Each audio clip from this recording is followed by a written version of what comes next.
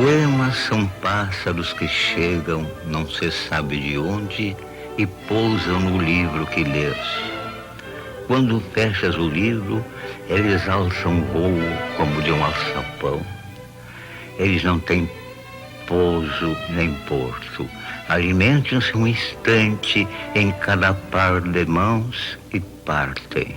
Olhas então essas tuas mãos vazias no maravilhado espanto de saberes que o alimento deles já estava em ti.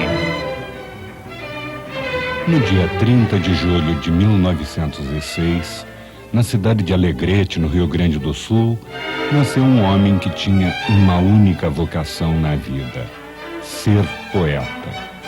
E como poeta, seu nome é amado por várias gerações. Mário Quintana. A casa onde ele passou a infância de menino doentio, nascido prematuramente, era conhecida como o Solar dos Leões. No andar térreo, o pai tinha a sua farmácia. Hoje, Porto Alegre é o seu chão e o seu céu. Os quartos de hotel, ao longo dos anos, constituem-se em seu lar. Na verdade, contudo, ele mesmo confessa morar dentro de si mesmo.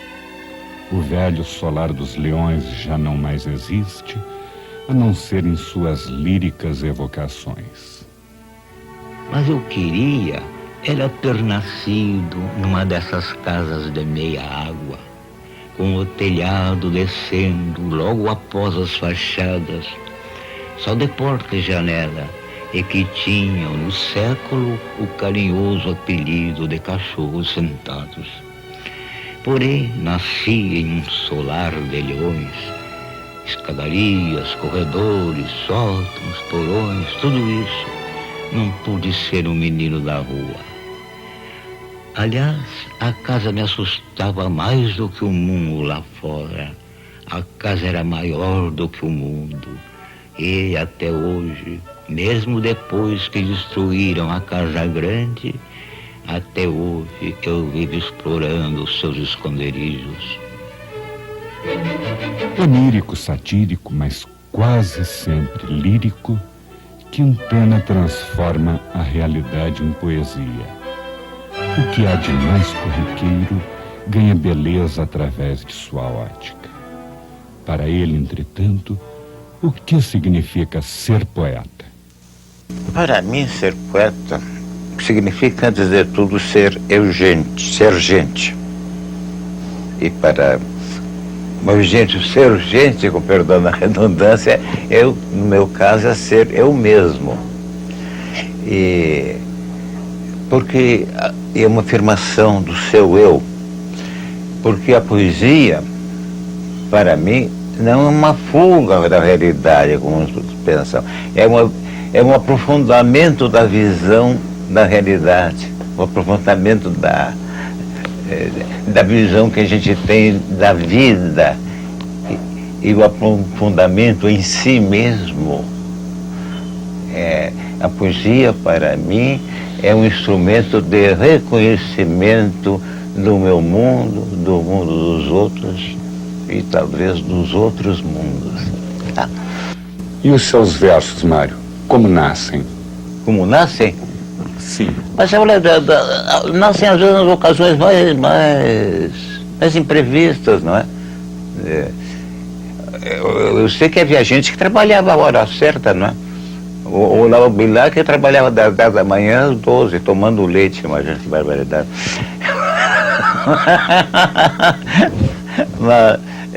Mas nessas ocasiões mais imprevistas, não é? Às vezes, barbaridade. Há quem pretenda do poeta um comprometimento com as questões sociais. Como você vê essa exigência de uma parte do público? Olha, eu vejo isso que, do ponto de vista, está certo. Quando o poeta engajado é, por exemplo, um Castro Alves. O Castro Alves, com La Ville, influiu no mínimo 60% para a abolição da escravatura. Mas, para um poeta influir como o Castro Alves na questão social, é preciso ter uma coisa que o Castro Alves tinha e nós não temos. O Castro Alves tinha uma coisa que se chamava gênio. Nós temos apenas talento. Então, eu acho que esses poetas que se engajam fazendo poesia social, eles, antes de tudo, eles servem para agravar ainda mais a exploração das classes exploradas. Quer dizer, eles exploram literalmente as classes exploradas financeiramente pelos patrões. De maneira que a melhor maneira de um poeta servir às classes necessitadas, que todo mundo se interessa por elas, todos os poetas se interessam por elas, é candidatar-se a vereador, a deputado, a governador, a prefeito, a presidente da República. Aí sim, poderá agir. De maneira que eu acho a posição é que está errada, o instrumento é que está errado, mas não o engajamento do poeta socialmente, que naturalmente ninguém foge à questão social. Eu no soneto das Rosas Cataventos, eu digo, eu nada entendo da questão social, eu faço parte dela simplesmente. Tá?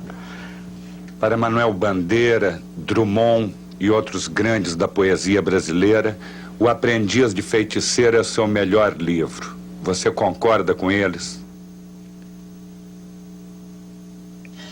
É aquele que eu sou mais eu mesmo, sem compromisso. Sem compromisso nenhum. São poemas, digamos, oníricos, assim, sem explicação. Essas coisas sem explicação é a base da poesia, associação de ideias, assim, da associação de imagens, em vez da associação de ideias. Né? E parece que eu não... É o meu livro menos comprometido. Os outros são comprometidos. Por exemplo, na Roda dos Cataventos, eu achei que o soneto estava muito desmoralizado, eu achei que era uma bobagem. Então, eu escrevi um livro só de sonetos, embora eu já estivesse pronto, já metade, né? Mas completei, para provar que o soneto também era um poema. Quer dizer, foi a minha mania, eu tive. E parece que o livro foi muito bem aceito. Mas a Rua dos Cataventos, o Aprendiz de Feiticeiro, eu acho E até hoje eu me acho um aprendiz de feiticeiro. Aquele que não pode... O Aprendiz de Feiticeiro é baseado num poema do Goethe, que é motivo de uns desenhos do Walt Disney, na fantasia. O Aprendiz de Feiticeiro, na ausência do feiticeiro, começou a lidar com as forças que acabaram dominando. É um feiticeiro que acabou enfeitiçado. Eu acho que você dá comigo. Nascido em Alegrete, vivendo sempre em Porto Alegre, cidade que é uma das suas paixões, você, entretanto, não é o protótipo do gaúcho. E é, sobretudo, lírico e irônico. Bem, eu não posso negar que seja gaúcho, né? Mas agora, eu sou gaúcho, mas não sou fanático, né? Não é isso, não. Mas nada disso. Aqui eu me considero rio-grandense, porque o gaúcho é especificamente o gaúcho da fronteira.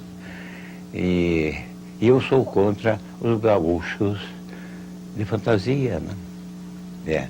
Os gaúchos de fantasia. O verdadeiro gaúcho nem sabe se chama gaúcho. Existe ao lado do poeta o autor de livros infantis. O que significa para você dirigir-se a esse tipo de público? Mas olha, eu comecei a escrever esse livro. O meu primeiro livro infantil foi o Pé de Pilão. Bem, eu não tinha intenção de fazer um livro infantil, mas acontece que naquele tempo eu sofria de insônia e comecei a rimar.